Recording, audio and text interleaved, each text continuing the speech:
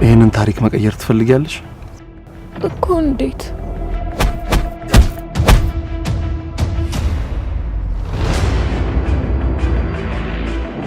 እዚህ ቤት የመጣ ሴት ከወጣ በኋላ ተመልሶ ሲመጣ አይተሽ ታውቂያለሽ? አስጨነቅናት እንዴ? አንተ እኮ ገና ሲያዩ ታስጨንቃለህ። በጣም ይቅርታ። ሁሌም ጥፋት ተጠፊያለሽ። የምትችይው ይቅርታ። አባቴ ይጠላኛል፣ ጓደኞቼ ይንቁኛል።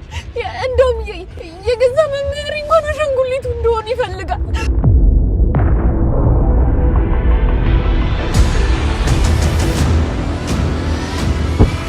ግን ልጅቷ ማነች?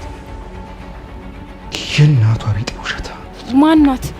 ከኔ ጋር የሚያገናኛት ነገር አለ? አትልፊ፣ ሁሉ ነገር አብቅቶለታል። ግን የምችላት ይመስላል። ኪሎአችሁ እኮ አንድ አይነት ኪሎ።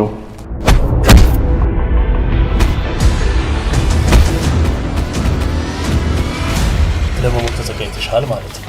ለዛ አልተዘጋጀውም፣ ለመግደል እንጂ። ተጠንቀቂ።